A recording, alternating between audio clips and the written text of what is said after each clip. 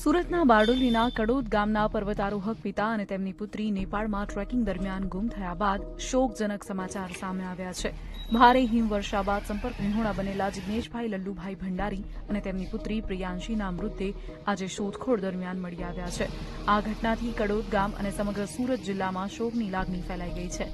નેપાળમાં ટ્રેકિંગ દરમિયાન બારડોલીના આ પિતા પુત્રી ગુમ થયા હતા। 14મીની એમની ટિકિટ હતી અને તેઓ 17મીએ નેપાળ પહોંચ્યા કાઠમંડુ અને કાઠમંડુથી પછી પરમિટ લઈને એ લોકો બસી શહેરની બસ લઈને પછી બસી શહેરથી પછી જીપમાં મનાંગ પહોંચ્યા। 21મીની સવારે મને કહ્યું કે હવે અમે ઉપર ટ્રેકિંગ માટે જઈએ છીએ તો 10-12 દિવસમાં અમે પાછા રિટર્ન થઈ જઈશું, એટલે 31મી સુધીમાં એટલે 30મી સુધીમાં કે અમે આવી જઈશું, પણ 30મીએ પણ એ લોકો આવ્યા નહીં। આ પિતા પુત્રી દિવાળી વેકેશનમાં નેપાળ ટ્રેકિંગ માટે ગયા હતા, પરંતુ નેપાળના દુર્ગમ અન્નપૂર્ણા 3 પર્વત તરફના વિસ્તારમાં ભારે હિમવર્ષાને કારણે તેમનો પરિવાર સાથેનો સંપર્ક તૂટી ગયો હતો।